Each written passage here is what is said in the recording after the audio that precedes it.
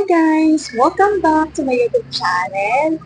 So, bago nga pala ako mag-start ng video kong to, shoutout nga pala kay Poison1 TV. Poison1 TV, shoutout sa'yo. Thank you sa pag-comment mo sa akin dito sa video kong to na sabi mo, ang dami kong paligoy-ligoy.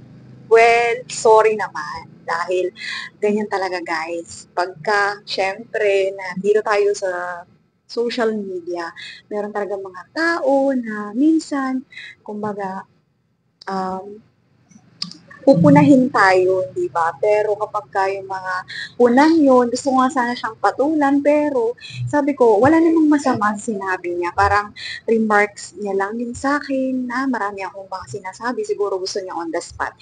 Meaning, hindi siya yung audience, tamang audience para sa akin. Dahil ako, hindi naman ako namimili kung sino yung manonood sa akin, kung sino magtsatsaga sa vlog ko. Ay! Ano ba yun? So, yun guys. So, kung mapapansin mo, andito na ako, bago na yung setup ko. Medyo, di ba, natagalan ako bago makapag-upload ng video. Magto 2 weeks na hindi ako nag-upload. Dahil nga ito, nag-open kami ng ulit. Dahil nag-open kami ulit ng aking maliit na tindahan para meron tayong extra income. Lumalaki na yung anak ko dahil hindi na siya masyadong nagpapabantay sa school, marunong na siyang kumain mag-isa dun sa school. So, no problem na sa akin. Dati kasi, meron akong tindahan.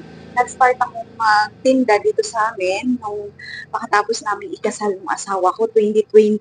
Hindi ko yan makakalimutan, pandemic. Kinasal kami ng asawa ko, Oh, itong vlog na to, parang ano na lang to guys. Chikahan moment, gano'n. Pasensya na kayo kung itong mic ko, sabi di, mic noise cancellation daw to. Pero ewan ko lang, titingnan natin. Kasi, kung makapansin nyo, di ba, nasa gilid nga kami ng kalsada. So yun, nag-start kasi akong magtinda. Oh my God!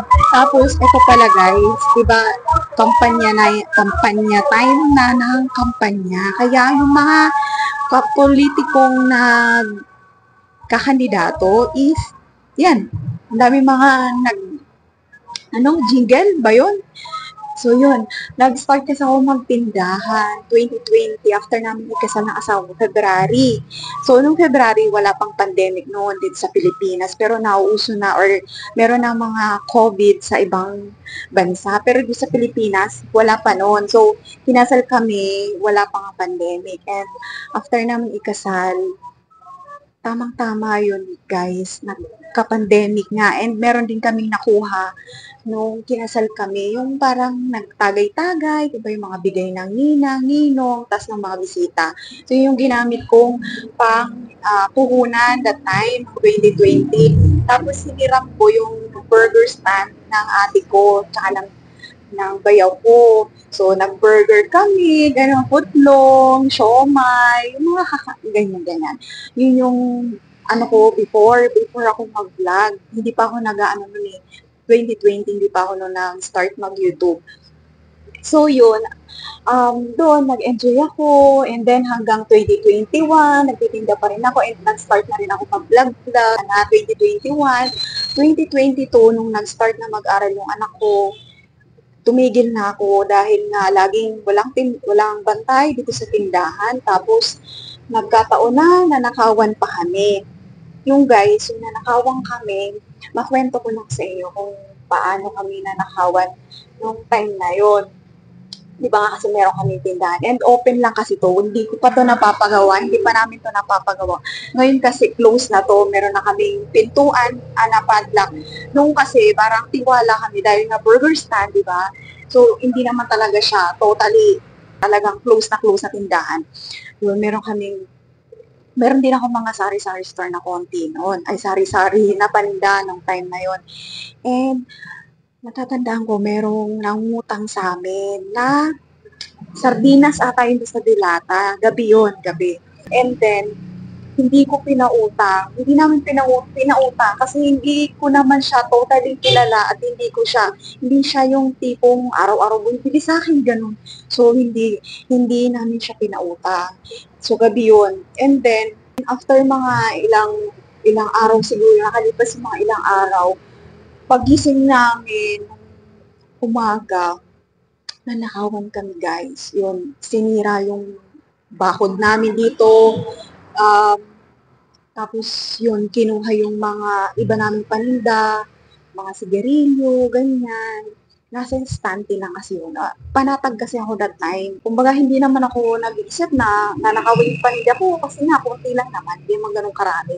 So, yun, after mangyari yun, wala naman kami pinagbibintangan na kahit sino. After na mangyari, na-realize ko, kumbaga ang moral lesson ko doon is parang naintindihan ko, ang natutunan ko that time is kung may mangungutang sa'yo ng pagkain, pautangin mo. Kasi pagkain naman yun, hindi naman yun bisyo, hindi naman yun alak, hindi naman sigarilyo.